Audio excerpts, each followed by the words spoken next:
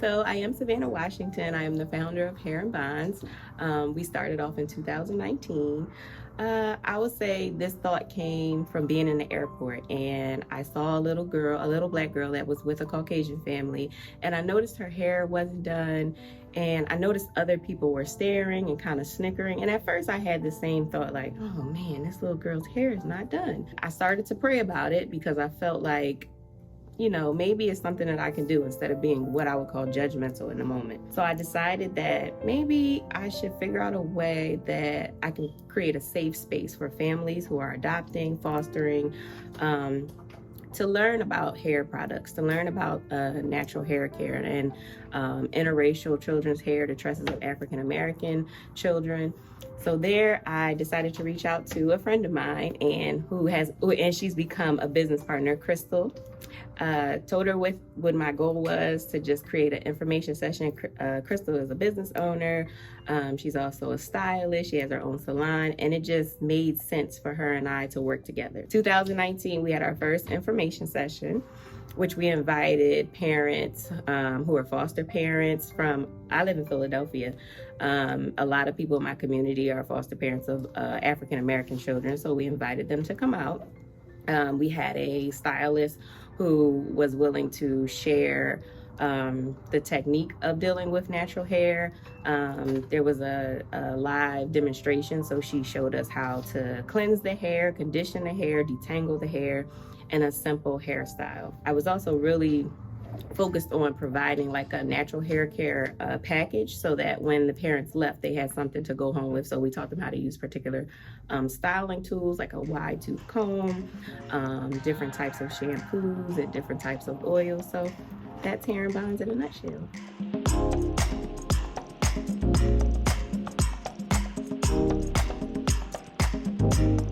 I understand because I have always been an African American woman and I have challenges with my hair as well.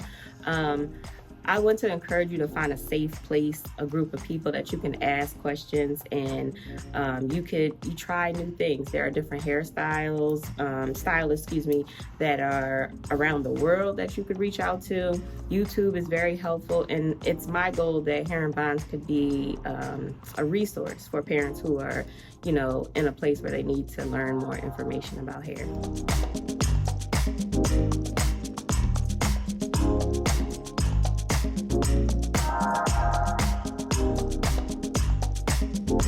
Actually, it was something I didn't even realize was a need in the community. I know I see all the time foster parents or parents who adopt children of other ethnicities. And any way to help the community, I'm always jumping to help. So I was excited to be a part of it.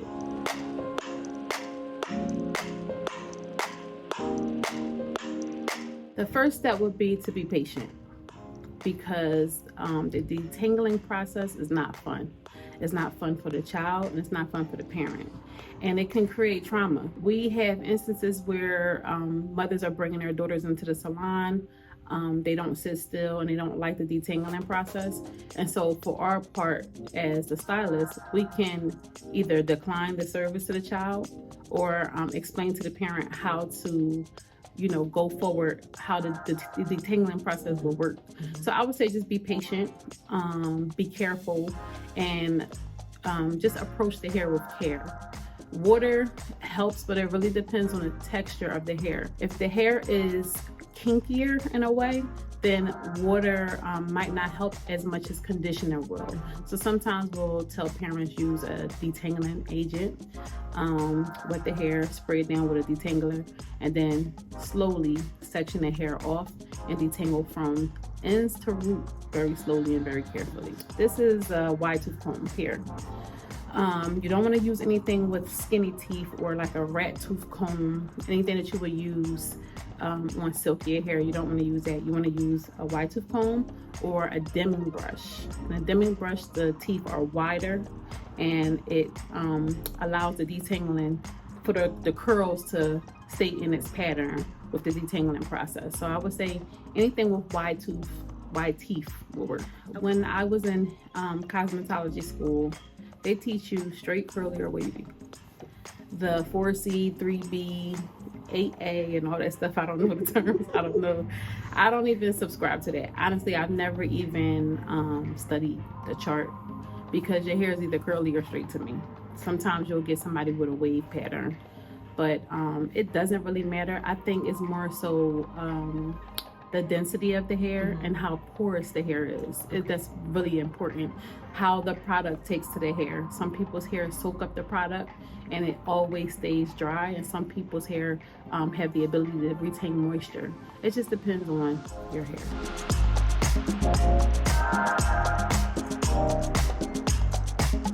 Most children have dry hair, and it's because they're not drinking a lot of water.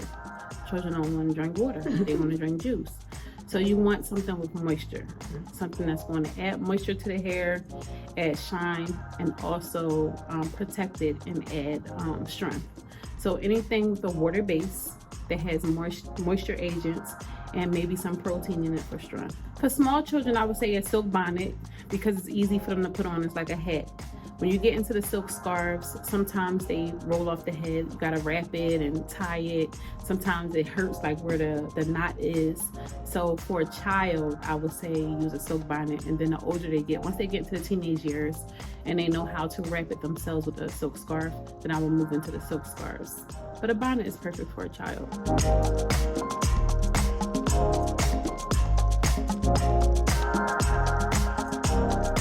We use the salon as a hub to mentor young stylists, first of all, because I'm really big on professionalism, I'm big on customer service, and I'm good on the person just having the education about how to properly care for hair. You can learn the skill, you can learn how to curl hair, you can learn how to do so many extensions and braids and all things, but it really is a gift to be able to understand the chemistry of hair, to understand how hair works, the hair strand, what it's made up of, and what will work for it and what won't. So it's important for us to know so that we can walk around with healthy hair. And so it's important for me as a stylist and an educator to just show people and educate people on how to properly care for hair, and particularly in the African American community, because we've been taught to add extensions to our hair, to not care for our natural curl patterns and textures. And I really love the way society have welcomed the natural textures into the world. So now it's like a trend. You see more and more people doing it, and especially for adopted parents, I want their children to understand how beautiful their hair is as well as the parents' hair is. So I like the idea of a person from another ethnicity adopting or fostering an African American child, but I want the child to understand how beautiful their hair is just as well as their parents' hair. So if everyone just learn love and education, then everybody will know, just how important hair is to all communities, and just bring the family together in that instance. I really love educating.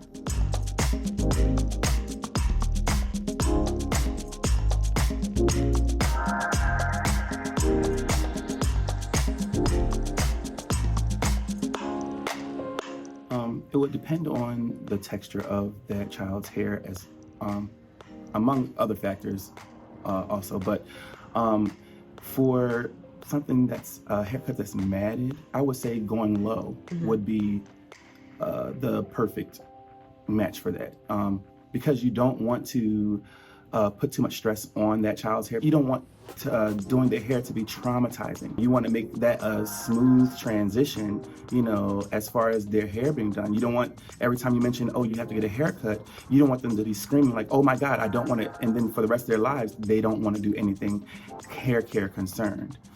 So I would say going below where the matting is. That doesn't mean doing a buzz cut in most situations.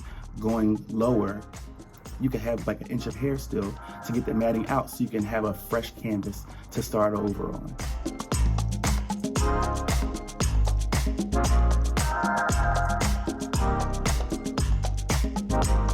I wouldn't even say a little bit lower, because I wouldn't want to do tapered styles on a cut that I'm not going to do for 6 weeks or so. I would prefer, me personally, I would prefer doing something that their natural pattern is centralized. You want them to love their curl, love their hair. So I would say stay away from buzzing if you can. I would stay away from fades and let their natural patterns out.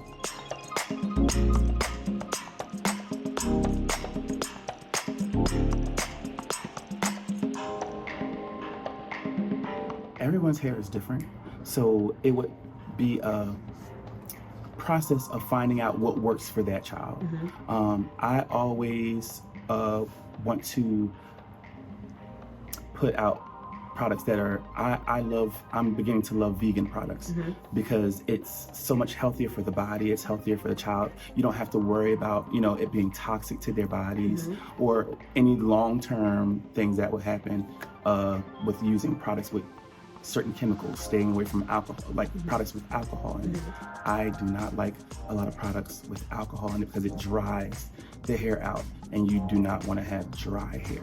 I love,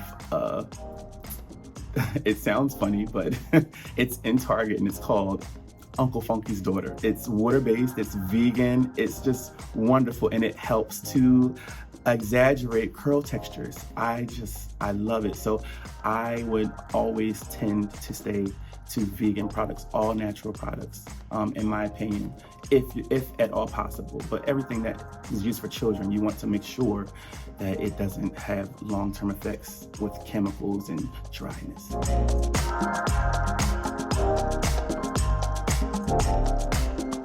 The sponge puts stress on your hair, and as you're doing that manipulation, that move on your hair, it's actually pulling your hair out. So it could cause thinning and baldness when you can use the same manipulations with your hand. I always prefer that you use the manipulations with your hand.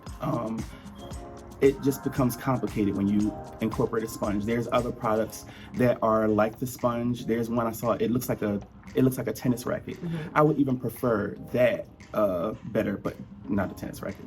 We're not gonna use tennis rackets on our children's hair. But it's just like the same concept. It's small and it's compact, but hand manipulations are the best way to style the hair.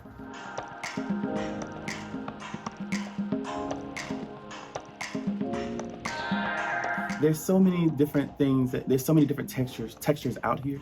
So one product is not gonna work for everybody, but for main products, or I would say tools, I would say using a wider tooth comb, softer brushes, depending on the hair texture. You have to get a brush that would suit whatever texture, but a brush, having a water-based product in there as well, because I don't think that anybody could go without a water-based product to add moisture to their hair. Everyone needs moisture, a certain oil, and then including a little style guide in there, I would say as well, because when you're thinking about putting moisture in the hair, it has to be wet first too, and using something on it to seal in that moisture, the wetness, you need that afterwards to let it dry in.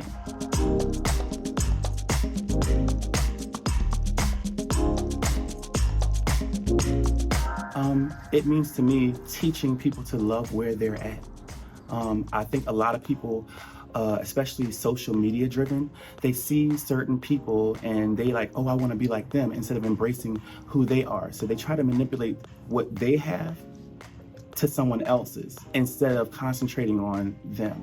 And I think that's a big problem. I think social media is a little bit of a problem when it comes to our personal appearances. So I always suggest love the skin that you're in. You have to work with what you have.